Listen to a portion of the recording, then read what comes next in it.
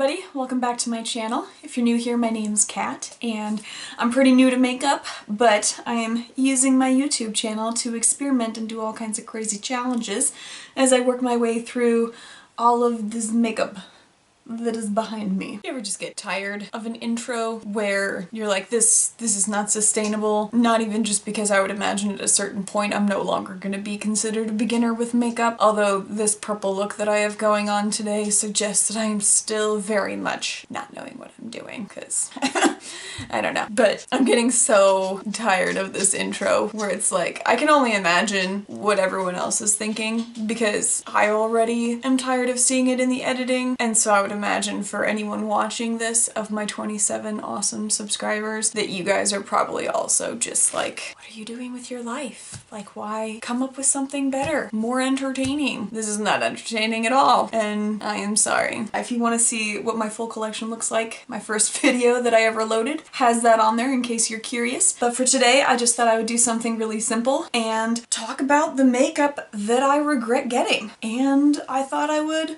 do a huge smoky eye for this. Glam myself up, because if you can't look good when you're sitting in your library, then, you know, where can you look good? I don't know. In these times, I feel like I get dressed up just to take a nap.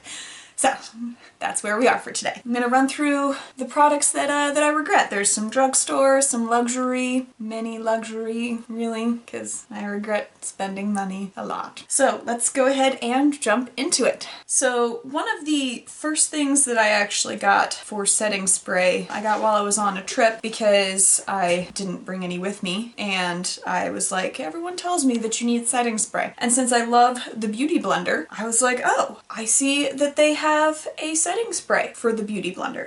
It's not great. The only thing that I do like about it is the size, because it's little. You'll notice that the setting spray is like halfway empty already, and that's not because I use it a ton. It's because you have to spray it that much to even have it do anything, but it does nothing as far as I can tell. I wore it like every day that I was on travel for that trip, which was like 5 days, and I would constantly have to reapply my makeup, and so I don't really know what it does, but keeping your makeup on your face is definitely not one of them.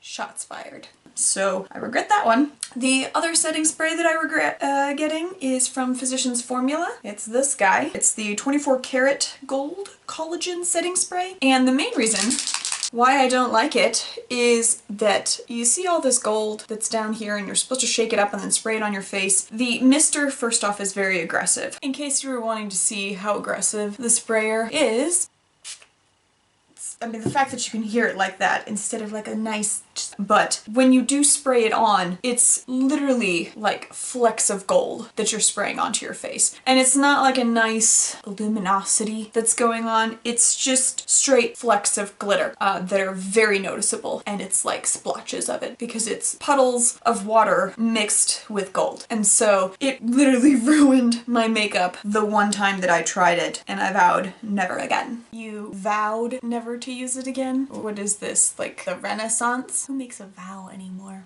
Another thing that I actually got on the same trip that I got the setting spray from Beauty Blender was a thing of mascara from YSL. I don't know if you can see that it's black with like shifts of silver in there, and this is what the brush looks like. It's very thin and very long. That's what she said.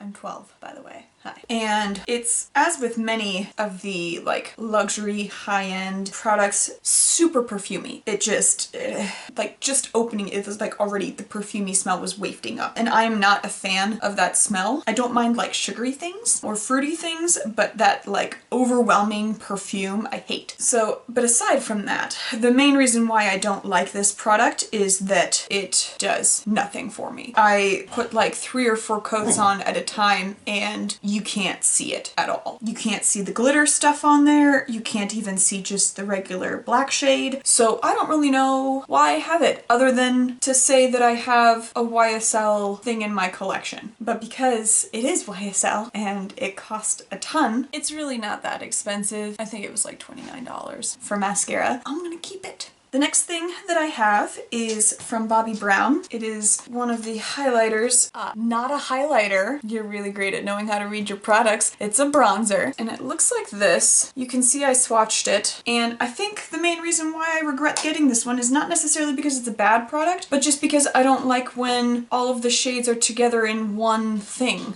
that you can like mix together, because inevitably then I'm never gonna get the same look every time, because I'm either gonna get too light of a shade or I'm gonna get too dark or whatever it ends up being. And so I think I just wasn't thinking that through when I bought it. And so I regret spending the money because Bobbi Brown isn't cheap. And in the future, I will probably pick something different. I'm just gonna toss out there right now, I hate 100% of all of the Bobbi Brown products that I have gotten so far. So next up is gonna be in concealers, the Charlotte Tilbury Magic Away concealer. This is the one that has this. Yeah, pointing that straight at the camera is really giving you a good angle of what that even looks like on it. And I had to turn the little nozzle at the bottom literally like a bajillion times to get any product out. It literally, like, the line is already up to here on product, and I've like used it once. I will say that since I've only used this product like once or twice, I think it's a bit premature for me to say that I completely regret buying it. I think I need to test it out a couple more times to really get a feel for it, and I'm just not a fan. It doesn't blend very nicely and it's super sheer, and so I think it's just more so that I prefer a heavier coverage for my concealer, and this is just too light. So that's the main reason why I don't like that one. But speaking of a heavy coverage concealer that I don't like, the Tarte Shape Tape. This puppy, like, literally every beauty guru out there recommended, and I even got like the really pretty little top for it instead of keeping the one that came for it, because I was like, yes, every beauty guru out there says how amazeballs this thing is,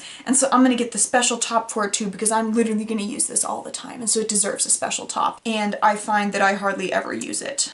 First off, this doe foot is huge and it's just too much, and I found that I tend to use a lot less concealer than what I used initially, because obviously I was following Instagram and YouTube recommendations on how to conceal, and so I was just putting huge swatches under my eyes, not even thinking about the fact that I'm over 30 and I have super dry under eyes, and so that shit just cracked out real quick. But even when I just use little specks of it, it definitely cracks out really, really quickly on there. And so I don't like it. There are other concealers that I like a lot more, and if you're wanting to go for more expensive concealers, there are ones like NARS, which is this guy, or the Hourglass one. So if you're wanting to spend money, either of these two guys are really, really good, and they also cost a lot. So there's that. Yeah, the Tarte one I can live without. On to foundation. There are 3 foundations that I'm going to discuss. The first of which is from ColourPop. The Pretty Fresh foundation. I mean, at least it's cheap, you know, because it's from ColourPop, and so I can't say that I spent a ton of money on it, but I just found that it doesn't work for me. Like, it doesn't blend out the way that I would like. I mean, it is a tinted moisturizer, and so I wouldn't expect to have a ton of coverage, but at the same time, I have other tinted moisturizers like the Laura Mercier one, the Shiseido one, that are just amazing and I really, really like. I'm actually wearing the Shiseido one today, and I love the finish. I think that it is really nice and hydrating, but blends out very nicely. It's a complementary tone, decent coverage, but still looking fairly natural, and so I guess on that one, this just comes across like really thinned out paint to me, so I'm very sorry.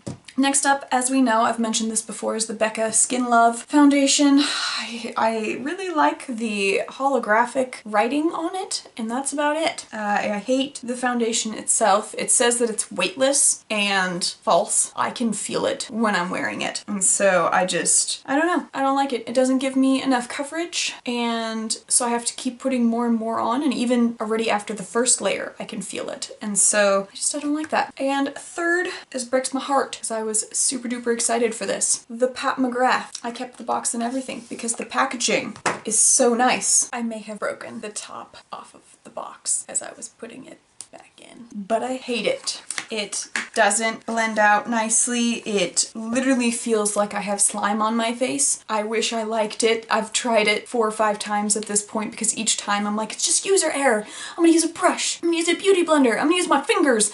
I'm gonna use whatever it takes to make this thing work because it's so freaking expensive. Nope. It's not great. So really upset about that one. But on a cheaper end, Tati had recommended this. It's from Physicians Formula. It's a mammoth of a thing. You like open it up and it's got every bronzer, every eyeshadow, and then you like lift this out and it's got highlighters, and then it also has over here lip stuff, blush stuff. This thing is huge, and my primary criticism with this is not so much that it's not worth the money, because it is, you're getting a shit ton of stuff, but I can't, it's like, for anyone that has used the butter bronzer before, you know that it has a very coconutty smell to it, and if I'm just using the bronzer, that's fine, but if I am literally using all of these things at once, it's too much. I tried once to use the whole thing for like every part of my face, and I thought it was gonna be sick because the smell was so overwhelming, and just opening it up and having to smell that for like a couple seconds is too much. And so that's why I regret getting that. Not because I don't love the butter bronzer formula. I do. It's my favorite bronzer. It's just this thing is too much. Moving on, for setting powder, I have found that I prefer the packed powder. I don't like loose powder like this, and so now that I know that, the one that I regret getting most is the Laura Mercier translucent setting powder, and the reason why I regret it most is because it was the most expensive out of the loose setting powders that I got. That's really the only reason. I'm sure it works fine. It doesn't have a particularly overwhelming bad smell or anything like that. It's just loose powders don't really work for me, and since I don't bake, there's not a whole lot of point in me having it. Then for lip products, because we're gonna get to the eyeshadow last, the only lip product that I really regret getting is from MAC. I had gotten from their holiday collection, they had like a 3 try thing that you could get, and I got 2 sets of these. And my main complaint with them is that they are not true to color, at least for me. When I put them on, like this one, you would think is a fairly light mauve-y type shade, and it actually ends up coming out on my lips almost the way that this darker one does, and the darker one is even darker than that. And so that frustrates me because if I get a lip product, I want it to be true to color. So that's my primary thing with that. They do also dry out very, very dry, which I know is kind of the point of a liquid lipstick, but there are others that don't dry out where they crack quite so much. So that's just something to note. But on to the last thing is eyeshadow palettes, and I have a couple. First is yet again from Bobbi Brown. This is what it looks like on the inside. I really like the color story. I think it would be super pretty, but I've just found that the palette isn't great as far as how it works. A couple of the shimmers are nice, but I've just found that it's really hard to blend out, and for the price of the product, I expect it to work better, you know? The next one is from Smashbox. It's this guy. I think I've mentioned this one before. This is what it looks like on the inside. I don't really get the color story on this one. This is one of the earlier palettes that I got when I was first starting to build up my collection, and it's just, the quality on it is trash. I think it's such a waste of money. I've kind of gotten to the point of where Smashbox is just kind of meh. I'm unsure as to what that facial expression / sound was, but regardless, I'm so sorry that you had to see that. Like, it's not great. I think the only thing that I still regularly use from Smashbox is that I got a powder contour set palette thing, and that one isn't bad at all, and so I like that one. This is the Smashbox palette, in case you were curious. Looks like this on the inside. Some nicer, lighter shades. Doesn't lead me astray the way the cream contour does, like I showed in my last video. But their eyeshadow palette is just, I hate it, and so I'm probably never gonna get another one from them unless I start to hear better reviews. And the last 2 eyeshadow palettes that we're gonna talk about kind of break my heart. The first of which is from Natasha Denona. This is the brown and green palette that she made. I mean, you can see there's just a ton of colors on there, and it's well used, which it fucking better be for how much it costs. Whoa, settle down with the language there. I know this isn't a kid's channel, but cool your jets there, young lady. This cost me like $250. $250!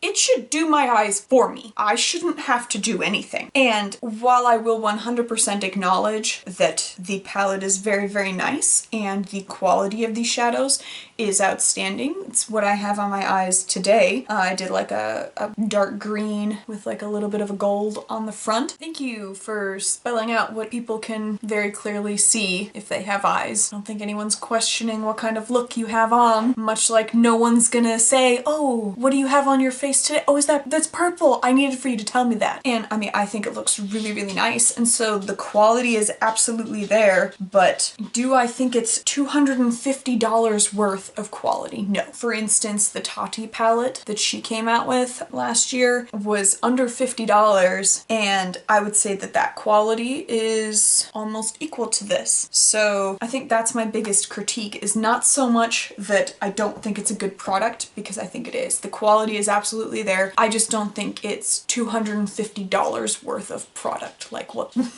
the actual F? And speaking of other palettes that are super duper expensive, Pat McGrath again. Now with this one, my opinion is a little bit different than with the foundation. I have 3 of her eyeshadow palettes. This is the one with the green shade in there, and I really do really like the colors that she has in her palettes. I think that they're beautiful. I think that the packaging, like this is a thick Mama Jamma, and I really like it.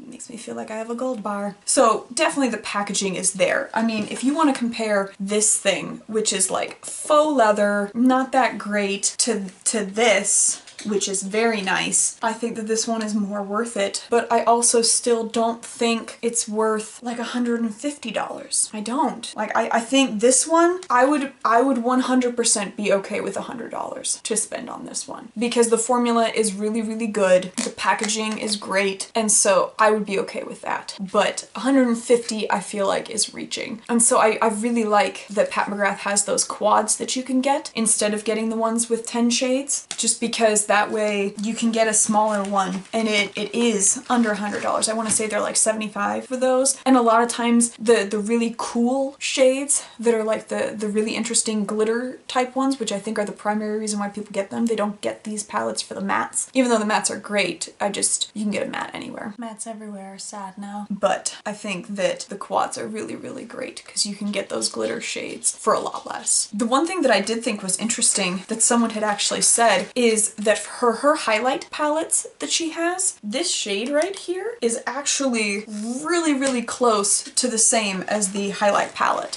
And knowing that, I'm probably never gonna purchase her highlighter palette because that shade was the primary one that I was interested in her palette, and now that I have it in here, great. But yeah, I just think the Pat McGrath palettes could be cheaper, so I do regret spending that much money, and especially I regret getting the 2 most recent ones that I purchased. This one I think is unique enough. You don't see a ton of really cool greens out there. And so just for that one shade already alone, along with the white shade that was next to it, and those other 2 kind of goldy shades that were right above it, I think those 4 alone made this okay. But all of the other ones that I got after that, I was just kind of like, why am I spending this much money on these palettes? Another thing too that I didn't mention in the comparison between the Pat McGrath and the Natasha Denona palettes is that the Natasha Denona palette, for the $250 that you're spending, you get 28 shades. Whereas for Pat McGrath, for $150, you get 10. And so no matter what, I feel like you're not getting the right bang for your buck, because even though the packaging quality for Pat McGrath is there, which I think makes sense to boost the price of it, you're only getting 10 shades. Whereas with the Natasha Denona, at least I'm getting a ton of shades. And so I still don't feel like either of them is 100% worth what they're asking for. So yeah, that is all of the makeup products that I regret purchasing, but I'm sure there will be many more as we go on, but those were my initial thoughts on things that I regret. And I'm probably gonna do another video talking about the things that are my absolute favorites, just so we can have some positivity out there too, because it's easy to talk negatively about things, but let's also throw some positive stuff out there too. Thanks for tuning in. If you like this video, go ahead and give it a thumbs up. Subscribe if you would like. I would love that. I would love to build my community on here and get to know more people. If you want to leave a comment, if you agree with me, disagree about any of these products, I would love to know your thoughts. If you have any recommendations of maybe I'm using some of this stuff wrong and that's why it's not working for me. Cough. like the Pat McGrath foundation. Please, somebody save me, help me figure out how to make it work. I want that foundation to work, please. So feel free to let me know what your guys' thoughts are. But for now, thanks so much for making it to the end of the video, and I hope you guys have a good one.